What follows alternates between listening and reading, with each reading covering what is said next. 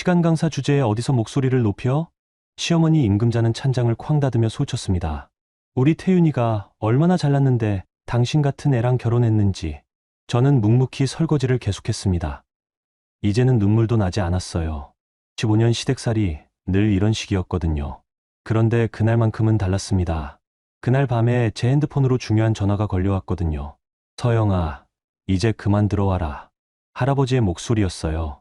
그 전화 한 통이 제 인생을 바꿔놓게 될 줄은 그 당시에는 상상도 하지 못했었죠.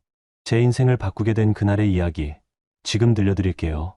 이야기를 시작하기 전에 잠깐 구독, 좋아요를 눌러주세요. 더 많은 사연을 만드는 힘이 됩니다. 새벽 5시, 한서영은 조용히 일어나 부엌으로 향했습니다. 15년간 반복된 일상이었죠. 시댁 식구들을 위한 아침상을 차리는 게 그녀의 첫 번째 임무였거든요. 엄마, 서영이가 또 밥을 태웠나 봐요. 방에서 나온 남편 박태윤의 목소리가 들렸습니다. 한서영은 가스레인지를 확인했지만 아무 문제가 없었어요. 그저 트집을 잡고 싶어 하는 거였죠. 그러게 말이야. 시간 강사 주제의 집안일도 제대로 못해. 시어머니 임금자가 거실에서 대꾸했습니다. 우리 태윤이가 대학 교무처에서 얼마나 바쁜데 집에 와서 스트레스까지 받아야 하나. 한서영은 익숙한 모욕에도 표정 하나 바꾸지 않고 계속 아침 준비를 했습니다. 결혼 15년, 이런 말들은 이제 공기와 같았거든요. 서영아, 오늘 대학 가면 제발 좀 조용히 해라. 태윤이 식탁에 앉으며 말했어요. 어제 교무처 직원들이 내 얘기하던데 시간 강사가 왜 이렇게 많이 돌아다니냐고 하더라. 저는 제 강의실하고 연구실만 다녀요. 연구실이라고? 네가 무슨 연구를 해? 시어머니가 코웃음을 쳤습니다. 시간 강사 주제의 연구실이라니 창피하지도 않나? 한서영은 말없이 밥을 퍼서 상에 놓았습니다. 그녀가 실제로 어떤 일을 하는지 시댁 식구들은 전혀 모르고 있었어요. 알려고 하지도 않았고요. 아, 맞다. 시아버지 박종섭이 신문을 내려놓으며 말했습니다. 서영아, 내가 시간 강사라고 해서 우리한테 피해 주면 안 된다. 나는 대학 시설관리시에서 30년 근무했고 금자는 행정실 팀장이야. 태윤이는 교무처 과장이고 우리 가족이 다 대학에서 일하는데 너 때문에 우리 평판이 나빠지면 어쩌려고. 네, 죄송합니다. 죄송하다고? 죄송할 거면 아예 그만둬라. 임금자가 반찬을 집으며 쏘아붙였어요. 시간 강사 월급이 얼마나 된다고. 용돈도 안 되잖아. 그때 한서영의 핸드폰이 울렸습니다. 그녀는 화면을 보고 잠시 멈칫했어요. 할아버지라는 이름이 떠 있었거든요. 전화 받지 마. 태윤이 젓가락질을 멈추지 않고 말했어요. 밥 먹을 때는 전화 받는 거 아니야. 한서영은 핸드폰을 무음으로 돌렸습니다. 하지만 마음은 불안했어요. 할아버지는 평소에 이런 시간에 전화하지 않으셨거든요. 참, 서영아. 임금자가 갑자기 생각났다는 듯이 말했습니다. 이번 주말에 우리 친척들 모임 있어. 너는 오지 마. 왜요? 왜긴 왜야. 창피하게 시간 강사라고 소개할 수도 없고 그렇다고 거짓말할 수도 없잖아. 차라리 아프다고 해서 집에 있어. 한서영은 숟가락을 놓았습니다. 15년간 참아온 것들이 목구멍까지 올라오는 느낌이었어요. 저도 이 집 며느리인데. 며느리? 며느리가 시댁에 도움이 되기는커녕 집만 되면 그게 무슨 며느리야. 임금자의 목소리가 높아졌습니다. 우리 태윤이가 당신보다 훨씬 잘나고 대학에서도 인정받는 사람이야. 당신은 그저 붙어 사는 거지. 엄마 말이 맞아. 태윤이 고개를 끄덕였어요. 서영이, 너는 좀 겸손했으면 좋겠어. 시간 강사면 시간 강사답게 행동해야지. 왜 이렇게 목에 힘을 주고 사냐. 한서영은 일어서려고 했지만 다시 핸드폰이 울렸습니다. 이번에는 문자였어요. 급한 일이다. 당장 전화해라. 할아버지. 밥상에서 핸드폰 만지지 말라고 했잖아. 태윤이 소리쳤습니다. 한서영은 핸드폰을 주머니에 넣고 자리에서 일어났습니다. 더 이상 참을 수가 없었어요. 어디가? 화장실 잠깐. 밥 다 안 먹었잖아. 식욕이 없어요. 화장실에 들어간 한서영은 할아버지에게 전화를 걸었습니다. 신호가 한 번도 울리지 않고 바로 연결됐어요. 서영아, 너 언제까지 그렇게 살 거냐? 할아버지의 목소리는 평소보다 엄격했습니다. 할아버지, 이제 그만 들어와라. 내가 맡아야 할 일이 있다. 무슨 말씀이세요? 재단 이사회에서 결정했어. 내가 대학 운영에 직접 참여해야 한다는 결론이 나왔다. 더 이상 숨어 있을 이유가 없어. 한서영은 가슴이 뛰는 걸 느꼈습니다. 15년간 숨겨온 자신의 정체, 그리고 이제까지 참아온 모든 것들이 떠올랐어요. 할아버지, 저는, 서영아, 내가 누구 손녀인지 잊었나? 언제까지 그 사람들한테 당하고만 살 거냐? 화장실 밖에서 태윤의 목소리가 들렸습니다. 서영아, 빨리 나와서 설거지해. 한서영은 거울 속 자신을 바라봤습니다. 15년간 초라하게 살아온 자신이 아니라 이제는 달라져야 할 자신을 보는 것 같았어요. 그날 오후, 한서영은 대학 강의실에서 수업을 마치고 나오는 길이었습니다. 복도에서 시어머니 임금자와 마주쳤어요. 어머, 서영이네. 임금자는 동료 직원들과 함께 있었습니다. 여러분, 제 며느리예요. 시간 강사하고 있어요. 동료들의 시선이 한서영에게 쏟아졌습니다. 그 시선 속에는 동정과 무시가 섞여 있었어요. 아, 그래요? 시간 강사. 한 명이 어색하게 웃었습니다. 요즘 시간 강사하기 힘들다던데. 그러게 말이에요. 월급도 얼마 안 되고 언제 잘릴지도 모르고. 임금자가 일부러 크게 말했어요. 그래도 뭐라도 하는 게 낫죠. 집에서 놀기만 할 수는 없으니까. 한서영은 고개만 숙여 인사했습니다. 말대꾸할 기분도 없었고 사실 마음은 다른 곳에 가 있었거든요. 할아버지의 전화가 계속 신경 쓰였어요. 그런데 서영이, 너 요즘 왜 이렇게 자주 본관 쪽에 가냐? 임금자가 갑자기 물었습니다. 어제도 봤는데 총장실 쪽에서 나오더라. 도서관 가는 길이었어요. 도서관, 시간 강사가 도서관에서 뭘 하는데? 동료 중 하나가 비웃듯 말했어요. 연구할 것도 없잖아. 저기요. 한서영이 처음으로 입을 열었습니다. 시간 강사도 연구합니다. 연구? 임금자가 큰 소리로 웃었어요. 얘가 정말 웃기네. 연구는 무슨 연구야? 논문이라도 써봤어? 썼습니다. 어디에? 어느 학회지에? 임금자의 목소리가 높아졌어요. 말만 하지 말고 증거를 대봐. 한서영은 대답하지 않았습니다. 사실 그녀는 지난 15년간 여러 편의 논문을 발표했지만 시댁 식구들은 전혀 관심이 없었어요. 알려고 하지도 않았고요. 봐봐, 말이 안 나오지. 동료들이 킬킬거렸습니다. 시간 강사가 무슨 연구야. 그때 복도 끝에서 정장을 입은 중년 남성이 걸어오고 있었습니다. 최영민 교무부처장이었어요. 그는 한서영을 보자 잠깐 멈칫했습니다. 한서영 박사님? 최영민이 다가오며 말했어요. 여기서 뭐 하세요? 임금자와 동료들이 깜짝 놀랐습니다. 교무부처장이 시간 강사를 박사님이라고 부르다니요. 아, 안녕하세요. 한서영이 고개를 숙였어요. 혹시 오늘 시간 되시면 제가 말씀드릴 게 있는데. 최영민이 말하다가 주변 사람들을 보았습니다. 아, 죄송합니다. 방해됐나요? 아니요, 괜찮습니다. 한서영이 대답했어요. 그럼 나중에 연락드리죠. 중요한 얘기거든요. 최영민은 인사를 하고 지나갔습니다. 임금자와 동료들은 멍한 표정으로 서 있었어요. 교무부처장이 시간 강사에게 저런 식으로 대하는 게 이해가 안 됐거든요. 저기, 서영이. 임금자가 조심스럽게 물었습니다. 너 교무부처장하고 아는 사이야? 가끔 마주쳐요. 마주친다고 박사님이라고 불러주나? 동료 중 하나가 의심스럽게 말했어요. 한서영은 대답하지 않고 자리를 떠나려고 했습니다. 그런데 임금자가 팔을 붙잡았어요. 야, 너 혹시 뭔가 숨기는 거 있어? 무슨 말씀이세요? 시간 강사가 교무부처장과 그렇게 친할 리가 없어. 너 혹시 이상한 관계 아니야? 한서영은 팔을 뿌리쳤습니다. 그런 말씀 하지 마세요. 그럼 뭐야? 설명해봐. 임금자의 목소리가 날카로워졌어요. 시간 강사 주제에 왜 교무부처장이 그렇게 대해주는데?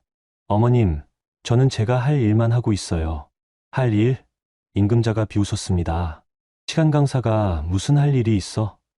강의 몇 시간 하는 게 전부잖아. 그때 한서영의 핸드폰이 또 울렸습니다. 이번에는 최영민 교무부처장이었어요. 받아봐. 임금자가 말했습니다. 무슨 얘기 하나 들어보자. 한서영은 핸드폰을 받을 수밖에 없었어요. 네, 안녕하세요. 한서영 박사님, 죄송한데 오늘 오후에 잠깐 시간 되세요? 재단 쪽에서 연락이 와서요. 최영민의 목소리가 핸드폰 너머로 들렸습니다. 임금자와 동료들의 눈이 커졌습니다. 재단이라고 했거든요. 재단요? 네. 이사회에서 논의할 게 있다고 하네요. 혹시 오늘 늦게라도 시간 되시면. 네, 알겠습니다. 전화를 끊은 후 주변이 조용해졌습니다. 임금자는 얼굴이 하얗게 질려 있었어요. 너 재단과 무슨 관계야? 모르겠어요. 한서영이 담담하게 대답했어요. 모르긴 뭘 몰라. 시간 강사가 재단 이사회와 무슨 상관이 있다고 임금자가 소쳤습니다. 하지만 한서영은 더 이상 대답하지 않고 그 자리를 떠났습니다. 뒤에서 임금자가 뭐라고 소리치는 게 들렸지만 이제 신경 쓰지 않았어요. 그날 저녁 집으로 돌아온 한서영을 맞은 건 시댁 식구들의 차가운 시선이었습니다. 서영아, 앉아봐. 시아버지 박종섭이 엄숙하게 말했어요. 우리가 물어볼 게 있어. 거실에는 시댁 식구들이 모두 모여 있었습니다. 마치 재판정 같은 분위기였어요. 너 오늘 교무부처장하고 만났다며? 태윤이 물었어요. 네. 무슨 얘기했어? 일 얘기요. 일 얘기. 임금자가 냉소적으로 웃었습니다. 시안 강사가 교무부처장과 무슨 일 얘기를 해? 재단 이야기까지 나왔다던데. 한서영은 조용히 앉아 있었습니다. 이제 더 이상 숨길 필요가 없다는 생각이 들었어요. 서영아, 너 혹시 우리한테 숨기는 거 있어? 시아버지가 무겁게 물었어요. 15년 동안 우리와 함께 살면서 뭔가 감춘 게 있냐? 없습니다. 없다고? 태윤이 벌떡 일어났어요. 그럼 교무부처장이 왜 너를 박사님이라고 불러? 시간 강사를 박사님이라고 부르나? 한서영은 천천히 고개를 들었습니다. 15년간 숨죽여 살아왔지만 이제는 달라져야 할 때인 것 같았어요. 저는 박사학위가 있습니다. 시댁 식구들이 모두 얼어붙었습니다. 박사학위라고? 임금자의 목소리가 떨렸습니다. 무슨 박사학위? 언제 어디서? 서울대학교에서요. 경영학 박사입니다. 한서영이 조용히 대답했어요. 거실이 순간 조용해졌습니다. 시댁 식구들은 모두 대학 졸업이 최종 학력이었거든요. 그들에게 박사학위는 상상도 할 수 없는 일이었어요. 서울대, 태윤이 헛웃음을 쳤습니다. 서울대 박사라고? 거짓말하지 마. 증명서 보여달라. 시아버지가 말했어요. 그런 중요한 걸 왜 지금까지 숨겼어? 한서영은 방으로 가서 서류 뭉치를 가져왔습니다. 박사학위 증명서와 함께 그동안 발표한 논문들의 목록이었어요. 이게 뭐야? 임금자가 서류를 훑어보며 중얼거렸습니다. 이 논문들 정말 내가 쓴 거야? 네. SCI급 논문이 이렇게 많다고?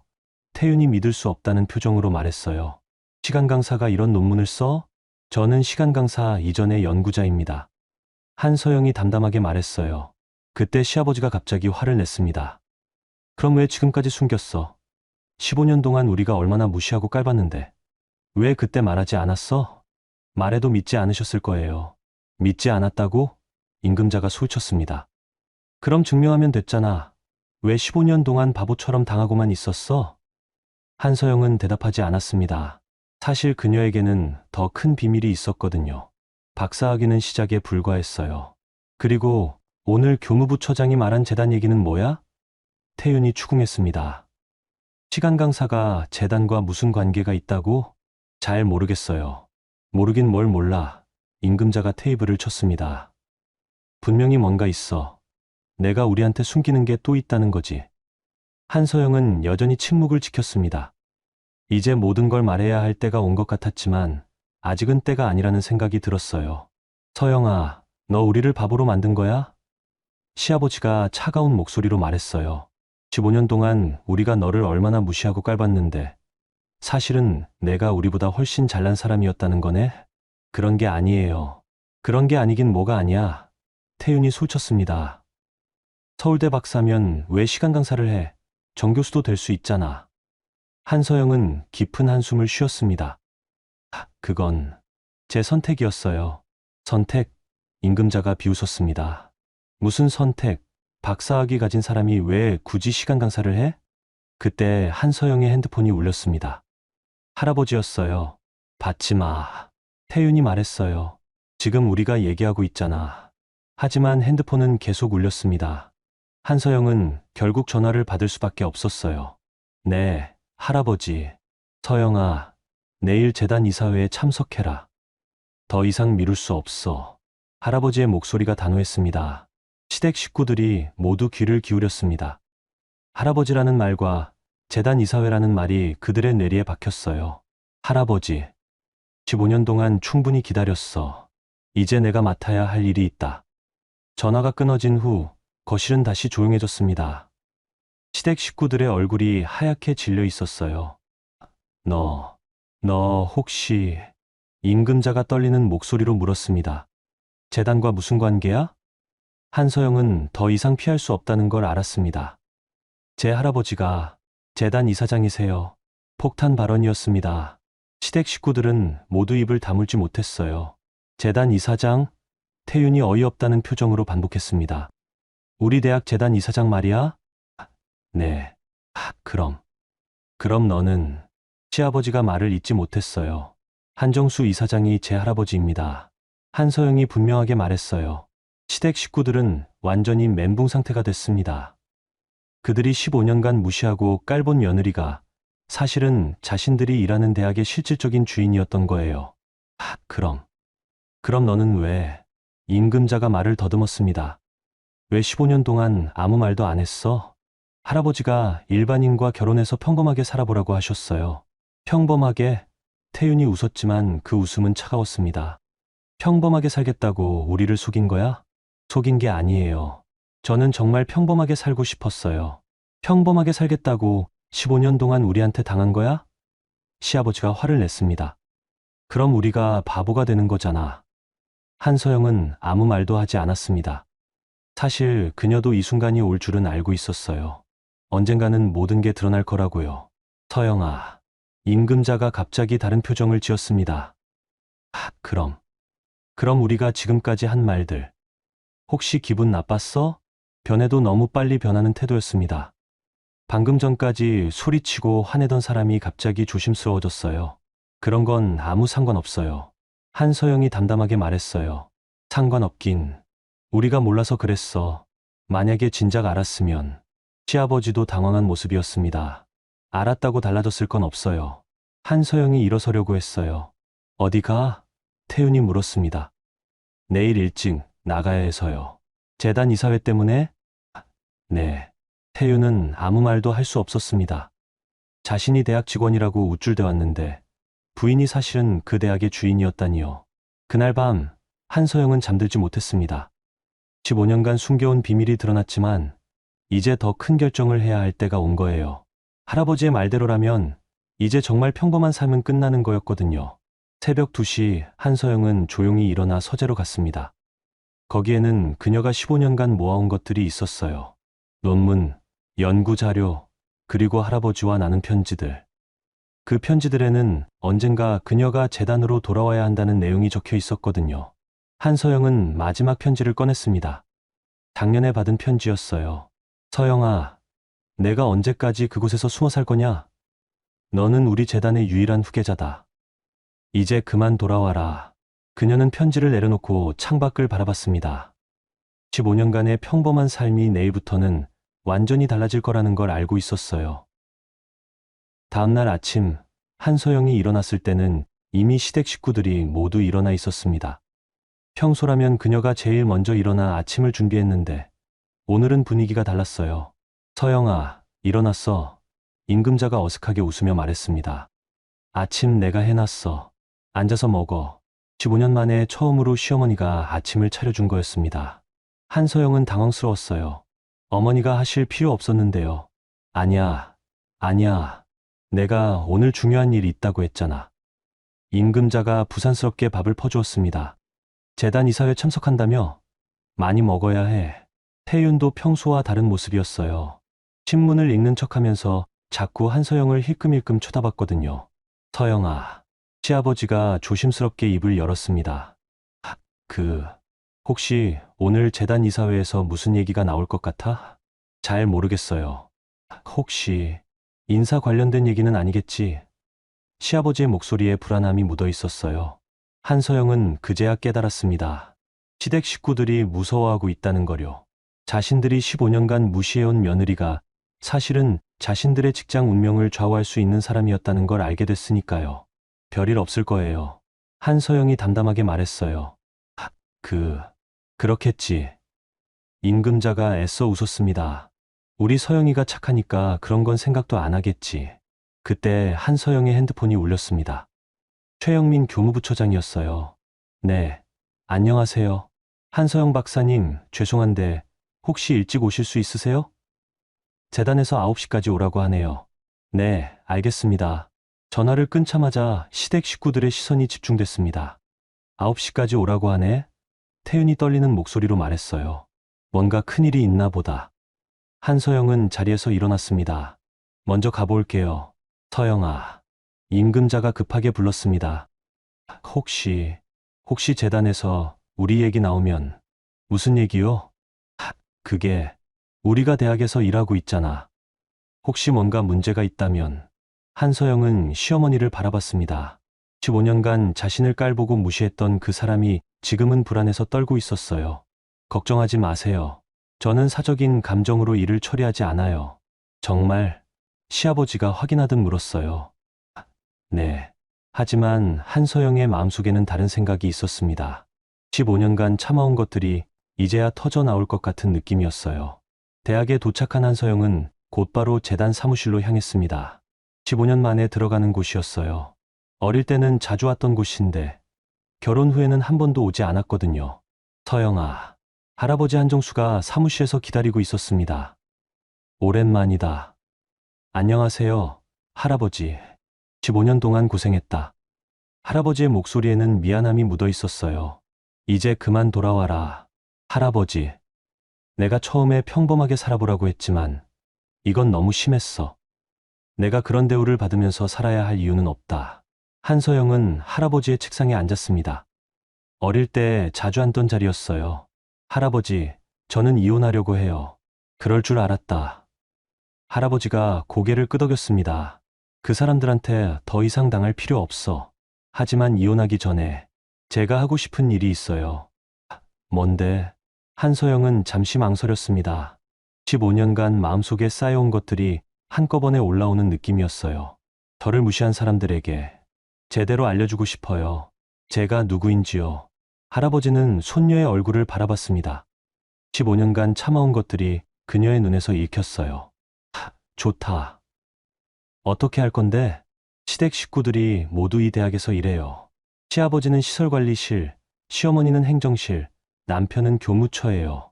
그래서 그들이 15년간 저를 어떻게 대했는지 할아버지도 아시죠?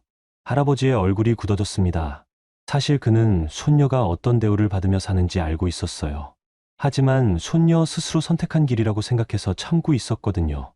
서영아, 내가 원하는 대로 해라. 내가 뒤에서 도와줄게. 그때 사무실 문이 열리고 최영민 교무부처장이 들어왔습니다.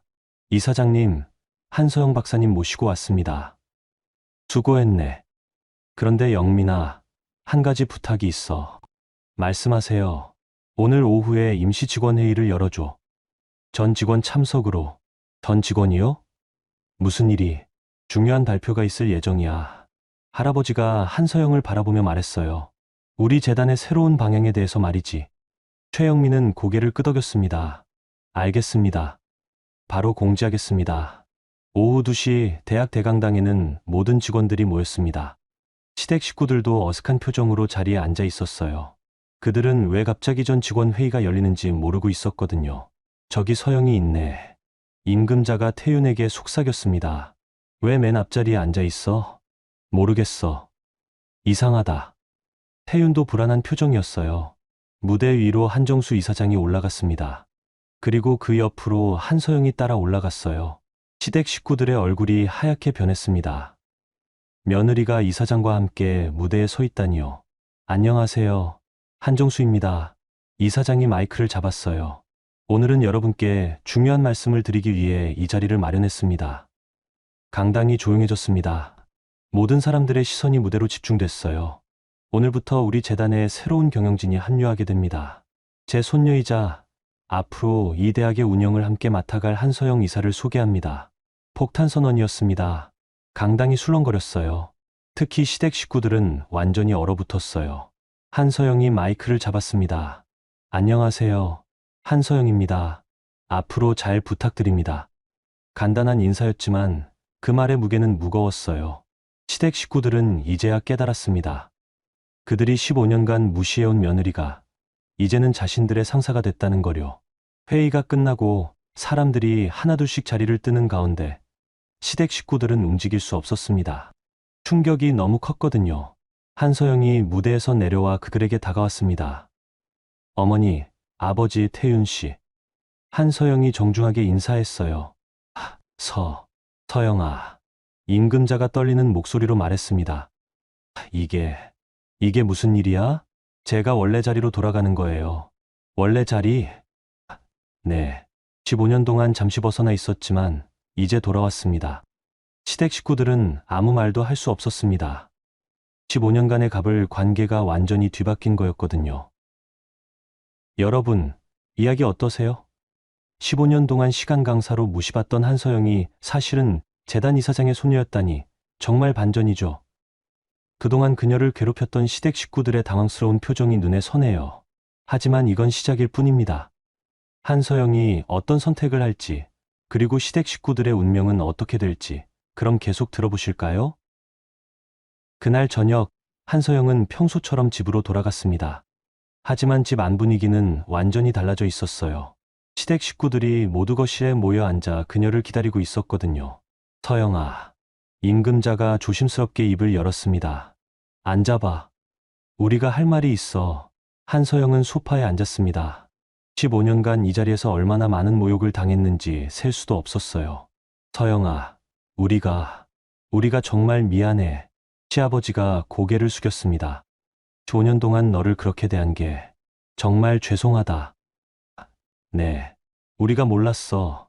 내가 그런 사람인 줄 정말 몰랐다고. 임금자의 목소리가 떨렸습니다. 만약에 진작 알았다고 달라졌을 건 없어요. 한서영이 담담하게 말했어요. 아니야, 달랐을 거야. 태윤이 급하게 말했습니다. 우리가 그렇게 무시하지 않았을 거야. 한서영은 남편을 바라봤습니다. 15년간 함께 산 사람이지만 지금은 완전히 다른 사람 같았어요. 태윤 씨도 그렇게 생각하세요? 당연하지. 나도 몰라서 그랬어. 미안해. 정말 미안해.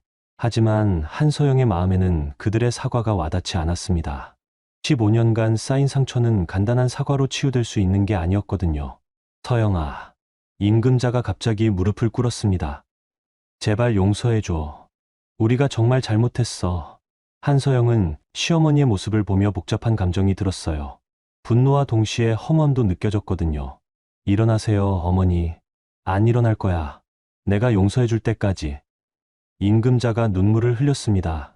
우리가 얼마나 잘못했는지 알겠어. 정말 미안해. 어머니, 일어나세요. 이제 그런 건 의미 없어요. 의미 없다고 시아버지가 불안한 표정으로 물었어요. 서영아, 너 설마. 한서영은 침묵했습니다. 사실 그녀의 마음은 이미 결정되어 있었어요. 서영아, 제발. 태윤이 한서영의 손을 잡으려고 했습니다. 우리 다시 잘 살아보자. 내가 앞으로 정말 잘할게. 어떡해요? 뭐든지 하겠어. 내가 원하는 대로 다 해줄게. 집안일도 내가 하고 너를 무시하지도 않을게. 한서영은 남편의 손을 뿌리쳤습니다. 너무 늦었어요. 늦었다고 왜 늦었어? 태윤의 목소리가 높아졌습니다. 우리 이제라도 잘 살면 되잖아. 15년입니다, 태윤 씨. 15년 동안 저를 어떻게 대했는지 기억해보세요. 그건 정말 미안해. 하지만 이제라도 뭐요? 한서영이 일어섰습니다. 제가 재단 이사라는 걸 알았으니까 이제라도 잘해주겠다는 거예요? 시댁 식구들은 할 말을 잃었습니다. 한서영의 말이 전곡을 찌른 거였거든요. 서영아, 그런 뜻이 아니야. 임금자가 애원하듯 말했습니다. 우리가 정말 반성하고 있어. 반성이요? 한서영이 차가운 미소를 지었어요. 15년 동안 저를 무시할 때는 반성이 없었잖아요. 그건 시간 강사 주제에 뭘 안다고 나대냐고 하셨죠? 시간 강사면 시간 강사답게 살라고 하셨고요. 시댁 식구들의 얼굴이 하얗게 질렸습니다. 자신들이 했던 말들이 그대로 되돌아오고 있었어요. 그리고 연구는 무슨 연구냐고 하시면서 논문 써본 적 있냐고 비웃으셨죠. 서영아, 친척 모임에는 창피해서 데려갈 수 없다고 하셨고, 우리 태윤이가 당신보다 훨씬 잘났다고 하셨어요. 한서영의 목소리는 차가웠지만 감정의 동요는 없었습니다. 그냥 사실을 나열하고 있을 뿐이었어요. 우리가 정말 잘못했어. 시아버지가 고개를 떨궜습니다. 네, 잘못하셨어요. 15년 동안 계속요. 그때 한서영의 핸드폰이 울렸습니다. 변호사 사무실에서 걸려온 전화였어요. 네, 안녕하세요. 한서영 고객님, 이혼 서류 준비 완료됐습니다. 언제 오실 수 있으세요? 시댁 식구들이 모두 얼어붙었습니다. 이혼 서류라는 말이 그들의 귀에 꽂혔거든요. 내일 오전에 갈게요. 전화를 끊자마자 태윤이 벌떡 일어났습니다. 이혼이라고? 서영아, 설마 이혼하려는 거야? 네. 왜 갑자기? 갑자기가 아니에요. 15년 동안 생각해온 거예요. 태윤은 믿을 수 없다는 표정이었습니다. 15년 동안? 그럼 언제부터? 처음부터요. 하지만 할아버지가 평범하게 살아보라고 하셔서 참았어요. 참았다고 임금자가 소리쳤습니다. 그럼 15년 동안 우리와 사는 게 참는 거였어? 그렇게 생각하시면 돼요. 시댁 식구들은 완전히 패닉 상태가 됐습니다. 며느리가 이혼한다는 것도 충격이었지만 더 큰 문제가 있었거든요. 서영아, 시아버지가 떨리는 목소리로 말했어요. 그럼 우리 일은 어떻게 되는 거야? 무슨 일 말씀이세요? 대학에서 하는 일 말이야. 우리가 다 거기서 일하고 있잖아. 한서영은 그제야 시아버지의 걱정이 뭔지 알았습니다. 자신들의 직장이 위험해질 수도 있다는 거였어요. 그건 잘 모르겠네요. 모르겠다고? 태윤이 급해졌습니다. 서영아, 너 설마 우리를 해고시킬 거야? 아직 결정한 건 없어요. 결정한 건 없다고 임금자가 더욱 불안해했습니다. 그럼 할 수도 있다는 거네? 한서영은 대답하지 않았습니다. 사실 그녀의 마음속에는 분명한 계획이 있었어요. 서영아, 제발. 시아버지가 애원했습니다. 우리가 아무리 잘못했어도 일까지 잃으면 안 돼. 우리 나이에 다른 직장 구하기 힘들어. 그건 어머니, 아버지 문제예요. 우리 문제라고? 임금자의 목소리가 높아졌습니다. 내가 이사인데 우리 문제라고? 저는 사적인 감정으로 업무를 처리하지 않는다고 했잖아요. 그럼 괜찮다는 거네? 태윤이 안도의 표정을 지었어요. 하지만 한서영의 다음 말은 그들을 더욱 절망에 빠뜨렸습니다. 하지만 업무 능력에 따른 인사조치는 별개의 문제겠죠. 시댁 식구들의 얼굴이 창백해졌습니다. 그들은 이제야 깨달았어요. 15년간 무시해온 며느리가 이제는 자신들의 운명을 쥐고 있다는 거려. 그날 밤 한서영은 짐을 쌌습니다. 15년간 살았던 집을 떠날 준비를 하는 거였어요. 시댁 식구들은 그녀를 말리려고 했지만 한서영의 마음은 이미 굳어져 있었어요. 서영아, 정말 가는 거야? 태윤이 방 앞에서 서성거렸습니다. 네. 어디로 갈 건데? 호텔이요. 호텔. 임금자가 놀랐습니다. 왜 호텔로 가? 집이 있는데. 여기는 제 집이 아니에요. 시댁이죠. 한서영은 짐을 들고 나왔습니다. 15년치 짐이었지만 생각보다 많지 않았어요. 정말 소중한 것들만 챙겼거든요. 서영아, 태윤이 마지막으로 불렀습니다. 정말 이혼할 거야? 네. 왜? 우리가 다시 잘 살면 되잖아. 한서영은 현관에서 멈춰 섰습니다. 그리고 돌아봤어요. 태윤 씨, 15년 동안 저한테 사랑한다고 말한 적 있어요? 태윤은 대답할 수 없었습니다. 한 번도 없었어요. 저도 태윤 씨를 사랑한 적이 없고요. 그런 걸 왜 지금 와서? 처음부터 사랑이 없었던 결혼이에요. 이제 끝내는 게 맞아요. 한서영은 집을 나섰습니다. 15년간의 시댁살이가 마침내 끝나는 순간이었어요. 다음 날 오전, 한서영은 변호사 사무실에서 이혼 서류에 서명했습니다. 15년간의 결혼 생활이 한 장의 서류로 정리되는 순간이었어요. 이혼 조건은 어떻게 하실 건가요? 변호사가 물었습니다. 재산 분할은 포기할게요. 위자료도 요구하지 않을 거고요. 그러시면 상대방 입장에서는 매우 유리한 조건이네요. 한서영은 미소를 지었습니다. 저에게는 그런 게 필요 없어요. 변호사 사무실을 나온 한서영은 곧바로 대학으로 향했습니다. 오늘부터 본격적으로 이사로서의 업무를 시작하는 날이었거든요. 한서영 이사님, 오늘부터 이 사무실을 쓰시면 됩니다. 최영민이 새로운 사무실을 안내했어요. 사무실은 크고 깔끔했습니다. 창밖으로는 대학 캠퍼스 전체가 내려다 보였어요. 참, 이사님. 최영민이 서류를 내밀었습니다. 전 직원 인사기록부입니다. 검토해 보시라고 이사장님께서 전달하라고 하시네요. 한서영은 서류를 받아들였습니다. 수십 명의 직원 프로필이 들어 있었어요. 그 중에는 시댁 식구들의 이름도 보였거든요. 박종서 시설관리실 주임, 근무연수 30년, 임금자 행정실 팀장, 근무연수 25년, 박태윤 교무처 과장, 근무연수 12년. 한서영은 그들의 인사기록을 꼼꼼히 살펴봤습니다.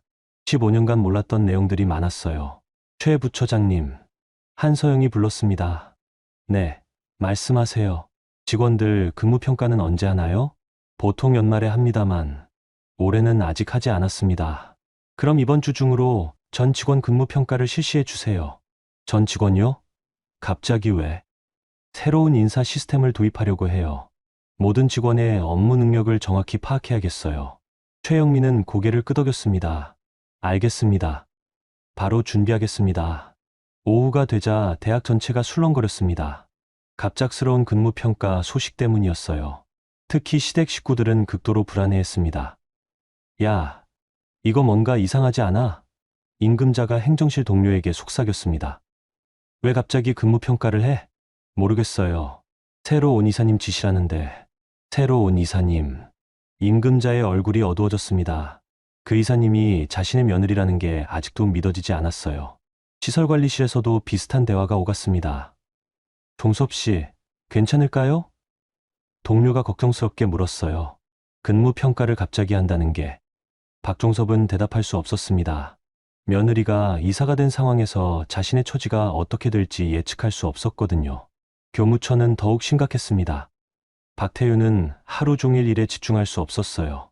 태윤아, 너 괜찮아? 동료가 물었습니다. 얼굴이 왜 그래? 아니야. 괜찮아. 근무평가 때문에 걱정되나? 너는 괜찮을 거야. 하지만 태윤은 그렇게 생각하지 않았습니다. 한서영이 어떤 마음으로 자신을 평가할지 알 수 없었거든요. 그날 저녁 시댁 식구들은 다시 모였습니다.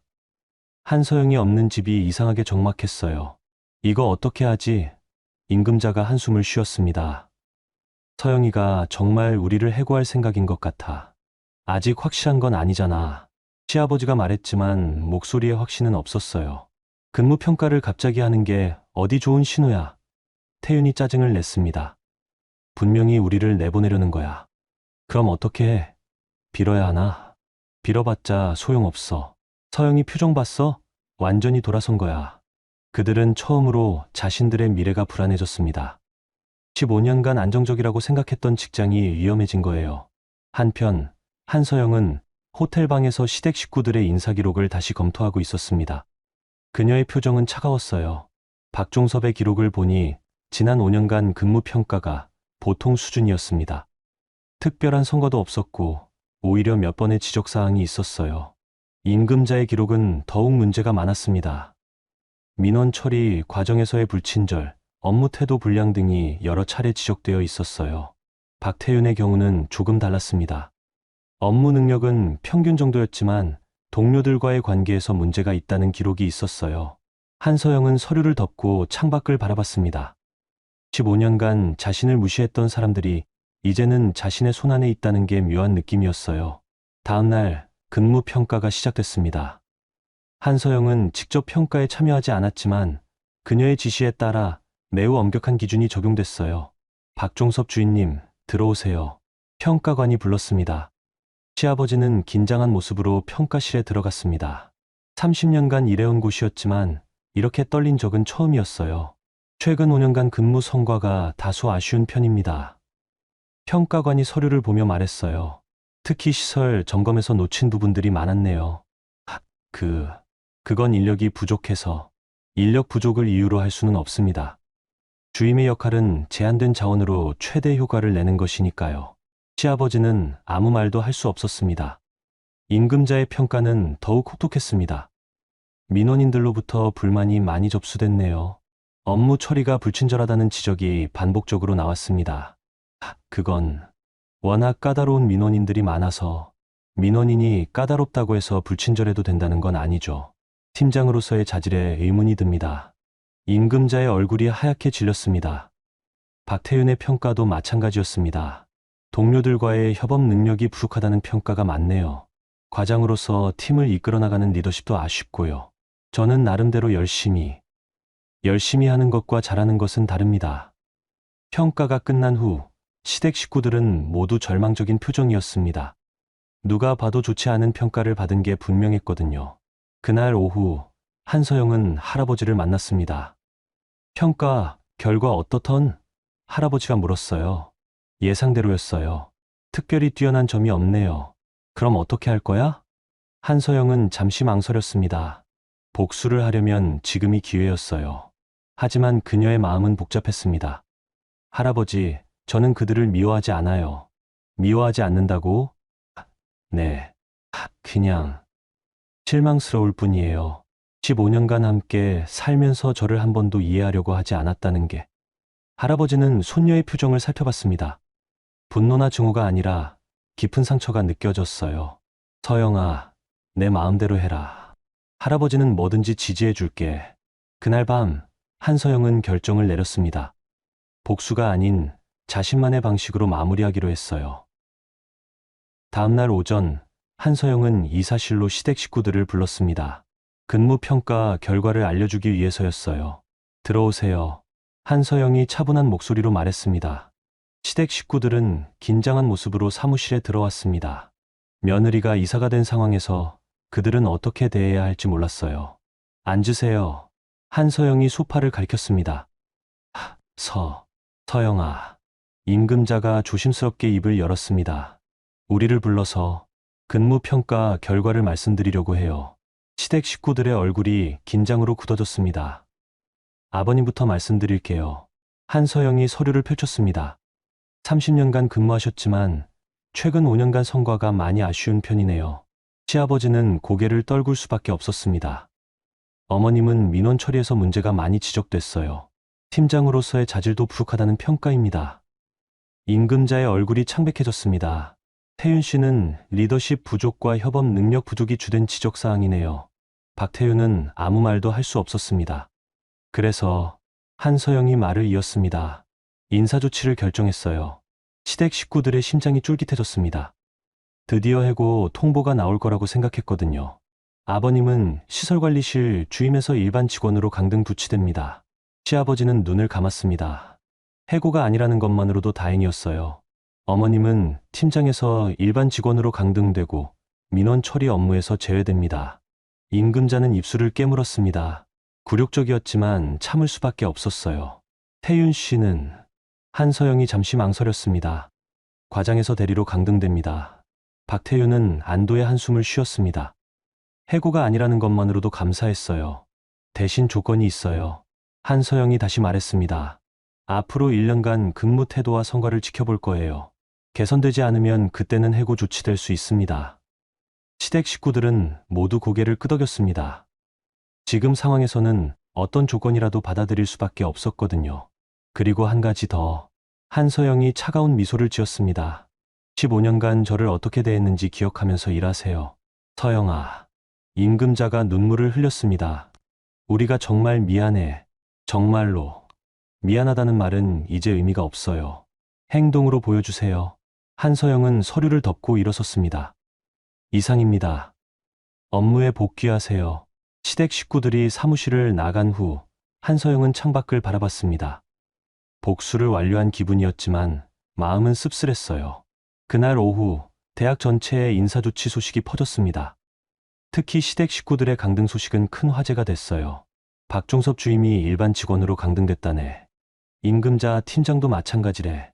민원 처리에서도 빠진다고 하고 박태윤 과장은 대리로 강등이라고 하던데 직원들은 수근거렸습니다. 모두 새로 온 이사의 결정이라는 걸 알고 있었거든요. 그런데 그 이사님이 박태윤 부인이라면서 정말 부인이 남편을 강등시켰다고? 대단하다. 사적 감정 없이 공정하게 처리한 거네. 어떤 사람들은 한서영의 결정을 높이 평가했습니다. 가족이라고 봐주지 않고 공정하게 처리했다고 생각했거든요. 하지만 시댁 식구들의 심정은 복잡했습니다. 해고되지 않은 것은 다행이었지만 강등의 굴욕은 감당하기 어려웠어요. 아버지, 괜찮으세요? 태윤이 아버지를 찾아갔습니다. 괜찮기는 뭐가 괜찮아. 시아버지가 한숨을 쉬었어요. 30년 일한 곳에서 이런 굴욕을 당하다니. 그래도 해고 안 된 게 어디예요. 그것도 그렇지만 시아버지가 고개를 저었습니다. 서영이가 완전히 달라졌어. 예전에 그 착한 며느리가 아니야. 당연하죠. 우리가 15년 동안 어떻게 대했는데. 임금자는 더욱 충격이 컸습니다. 팀장에서 일반 직원으로의 강등은 그녀의 자존심에 큰 타격이었어요. 내가 25년 동안 쌓은 경력이. 임금자가 중얼거렸습니다. 하루아침에 무너져 버렸어. 엄마, 이제라도 정신 차려요. 태윤이 말했습니다. 서영이 말대로 행동으로 보여줘야 해요. 하지만 마음속으로는 모두 분노하고 있었습니다. 아무리 잘못했다고 해도 가족을 이렇게 대하는 게 맞나 하는 생각이 들었거든요. 그날 저녁, 한서영은 할아버지를 만났습니다. 어떤 기분이야? 할아버지가 물었어요. 별로 시원하지 않아요. 왜? 복수라는 게 이런 거였나 봐요. 해도 마음이 편하지 않아요. 할아버지는 손녀를 바라봤습니다. 15년간 참아온 것에 비하면 너무 관대한 처벌이었다고 생각했어요. 서영아, 너 혹시 후회하는 거야? 후회는 아니에요. 그냥 이제 정말 끝이구나 하는 생각이 들어요. 끝이라니. 15년간의 결혼 생활, 시댁과의 관계, 모든 게 끝났어요. 한서영의 목소리에는 안도감과 동시에 허무함이 묻어 있었습니다. 그럼 앞으로 어떻게 할 거야? 모르겠어요. 일단 재단 일에 집중하면서 새로운 삶을 시작해 보려고요. 좋은 생각이야. 너는 이제 자유로운 몸이니까. 그날 밤, 한서영은 호텔 방에서 혼자만의 시간을 가졌습니다. 15년 만에 처음으로 누군가의 눈치를 보지 않아도 되는 시간이었어요. 창밖으로 보이는 도시의 불빛들이 새롭게 느껴졌습니다. 이제 정말로 새로운 인생이 시작되는 거였어요. 한편, 시댁에서는 서로를 원망하는 목소리들이 오갔습니다. 이 모든 게 다 누구 때문이야? 태윤이 부모를 바라봤습니다. 서영이를 그렇게 무시하지 말라고 했잖아. 우리만 잘못이야. 임금자가 맞섰습니다. 너도 마찬가지였잖아. 아무튼 이제 어떻게 하지? 시아버지가 한숨을 쉬었어요. 하지만 답은 없었습니다. 15년간 쌓인 것들은 하루아침에 해결될 수 있는 게 아니었거든요. 다음 날부터 시댁 식구들은 완전히 달라진 환경에서 일을 시작해야 했습니다. 동료들의 시선, 후배들의 태도, 모든 게 예전과 달랐어요. 특히 임금자는 적응이 가장 어려웠습니다. 25년간 팀장으로 일했던 사람이 갑자기 일반 직원이 되니까요. 임금자 씨, 이 서류 정리 좀 해주세요. 새로운 팀장이 업무를 지시했습니다. 예전에는 자신이 지시하던 일을 이제는 받아서 해야 하는 상황이었어요. 굴욕적이었지만 참을 수밖에 없었습니다. 박종섭도 마찬가지였습니다. 30년간 주임으로 일하다가 갑자기 일반 직원이 되니까 모든 게 어색했어요. 박태윤은 그나마 상황이 나았지만 과장에서 대리로의 강등은 그의 자존심에 큰 상처를 줬습니다. 하지만 그들 모두에게는 공통점이 하나 있었어요. 바로 한서영에 대한 복잡한 감정이었습니다. 미안함과 동시에 원망도 있었고 두려움과 동시에 존경심도 생겨나고 있었거든요. 어쨌든 이제 새로운 관계가 시작된 거였어요. 15년간의 갑을 관계는 완전히 뒤바뀌었고 모든 사람들이 새로운 현실에 적응해야 하는 상황이 된 거였죠. 한 달이 지났습니다.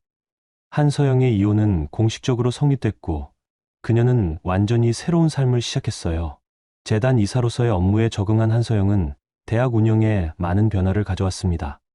특히 직원들의 근무 환경 개선과 업무 효율성 향상에 집중했어요.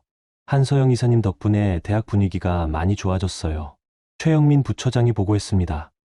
직원들 만족도도 크게 올랐고요. 그렇게 된 이유가 뭘까요? 한서영이 물었어요. 공정한 평가, 시스템과 실력 위주의 인사 정책 때문인 것 같습니다. 예전처럼 연고나 정실에 휘둘리지 않으니까 모든 직원들이 열심히 일하게 됐어요. 한서영은 만족스러운 표정을 지었습니다. 그녀가 원했던 변화가 일어나고 있었거든요. 그런데 그날 오후 예상치 못한 방문객이 찾아왔습니다. 바로 임금자였어요.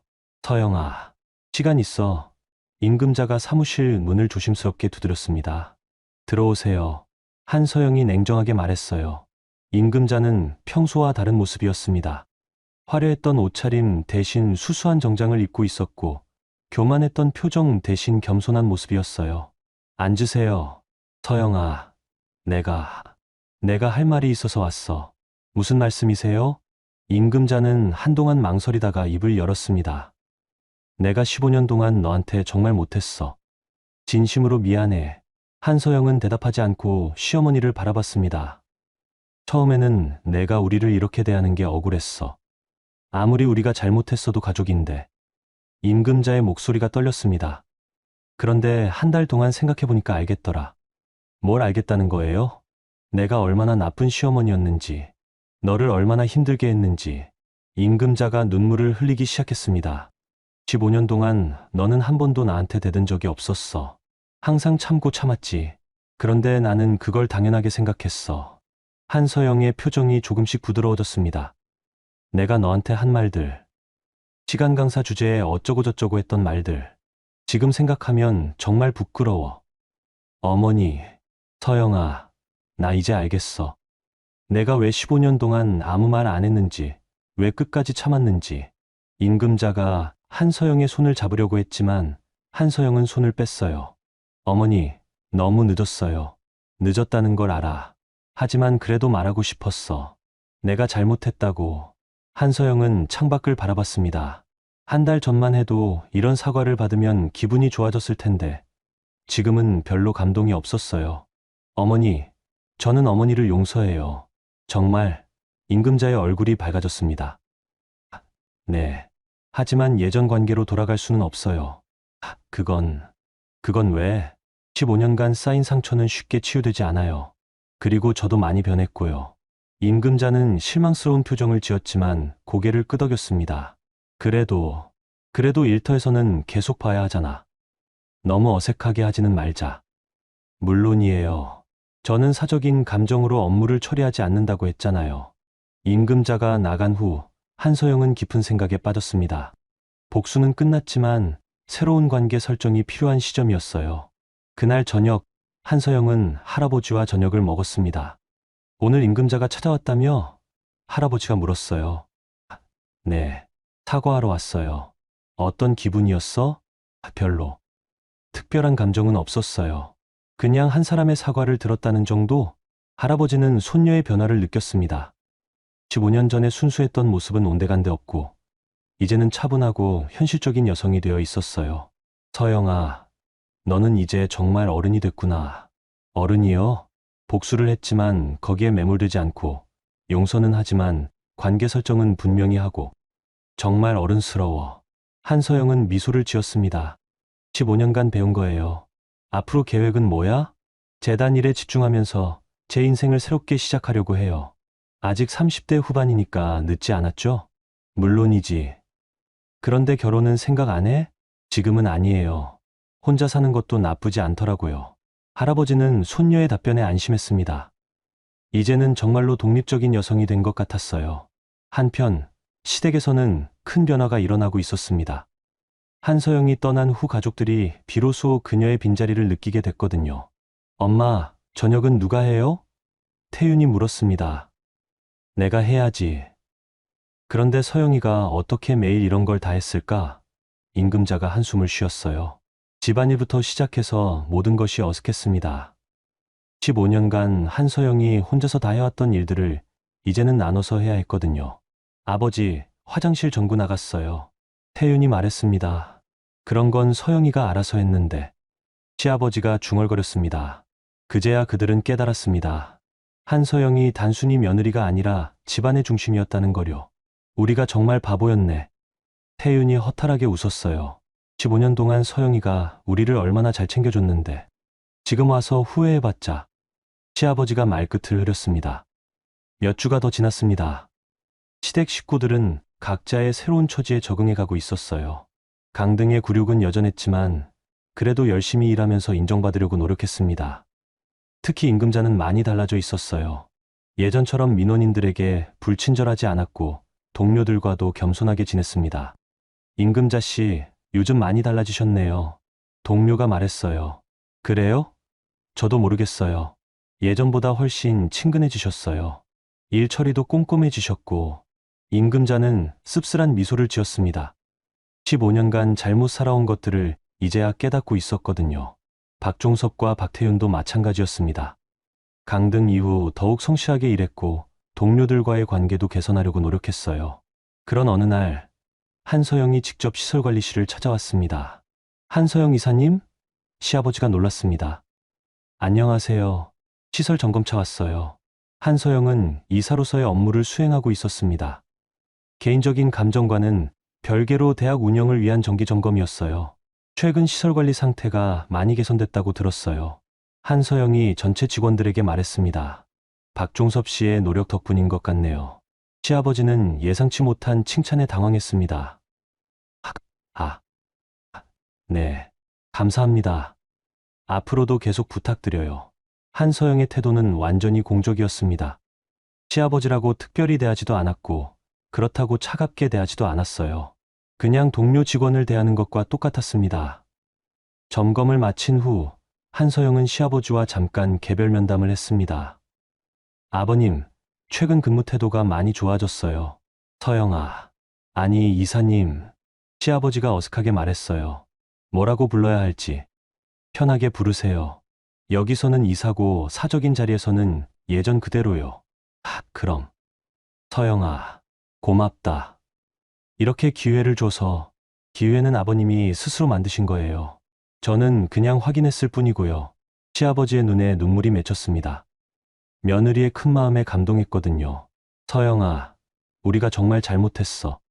15년 동안. 이제 그런 얘기는 하지 마세요. 다 지난 일이에요.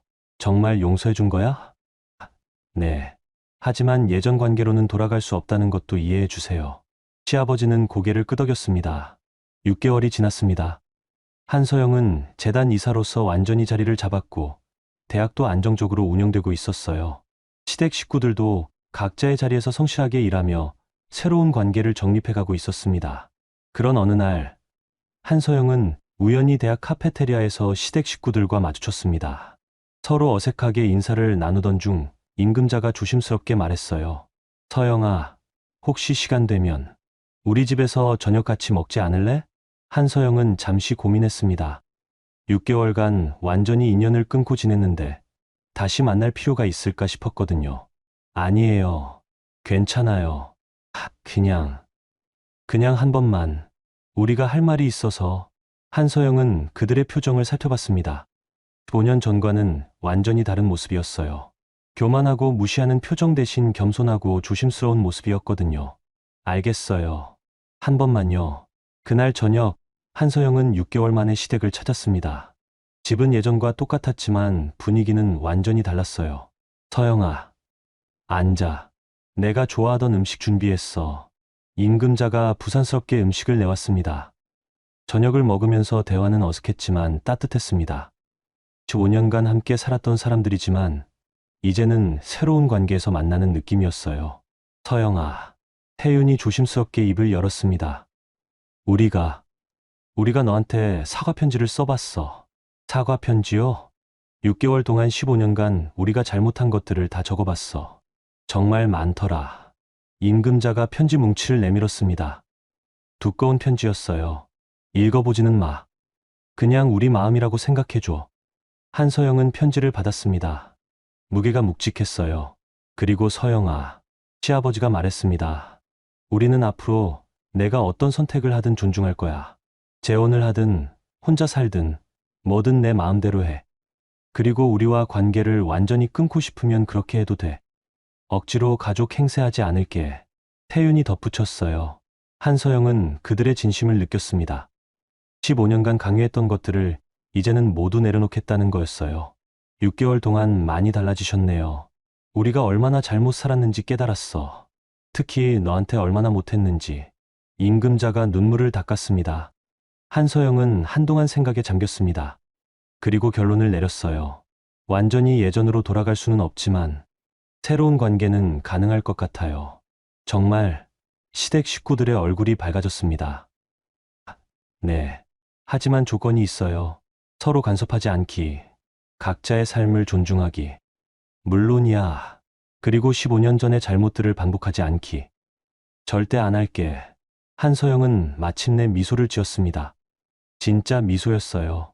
복수도 끝났고 용서도 끝났고 이제는 정말 새로운 시작을 할 수 있을 것 같았거든요. 그날 밤 한서영은 자신의 새 집으로 돌아갔습니다. 6개월 전에 산 아파트였는데 완전히 자신만의 공간이었어요. 거울을 보니 예전과는 다른 자신이 보였습니다. 더 성숙하고 더 강하고 더 당당한 모습이었어요. 15년간의 시댁살이 그리고 6개월간의 복수와 치유. 모든 게 끝났고 이제는 정말로 새로운 인생이 시작되는 거였어요. 한서영은 창밖을 바라보며 생각했습니다. 이제 내 인생을 살아보자. 그녀의 얼굴에는 평온한 미소가 떠올랐습니다. 마침내 찾은 진짜 자유였어요. 여러분, 오늘 한서영의 이야기 어떠셨어요? 15년 동안 시간 강사로 무시받던 여성이 결국 자신의 진짜 모습을 찾아가는 과정이었네요. 처음에는 복수가 목적인 것 같았지만 결국에는 용서와 새로운 시작으로 마무리됐잖아요. 한서영의 선택이 특별했던 건 복수에만 매몰되지 않았다는 거예요. 시댁 식구들을 완전히 망하게 할 수도 있었지만 그러지 않았죠. 대신 그들이 스스로 깨닫고 변화할 기회를 줬어요. 그리고 마지막에는 용서까지 했고요. 사실 우리도 살아가다 보면 억울한 일들을 많이 당하잖아요. 가족이나 직장에서 무시받거나 자신의 가치를 제대로 인정받지 못할 때가 있죠. 그럴 때 한서영처럼 차분하게 자신의 길을 찾아가는 것, 그리고 복수보다는 성숙한 해결을 선택하는 것이 진정한 승리인 것 같아요. 한서영은 이제 정말 자유로워졌어요. 15년간의 굴레에서 벗어나서 진짜 자신의 인생을 살 수 있게 됐거든요. 그리고 시댁 식구들도 변했고요. 때로는 이런 큰 변화가 모든 사람에게 새로운 기회가 될 수 있는 것 같아요. 여러분께도 이 이야기가 작은 위로와 지혜가 되었으면 좋겠습니다. 힘든 시간을 보내고 계신 분들도 한서영처럼 언젠가는 자신만의 해답을 찾으실 거예요. 그리고 진정한 자유와 평안을 얻으실 거고요. 오늘도 들어주셔서 감사합니다. 구독과 좋아요 부탁드려요.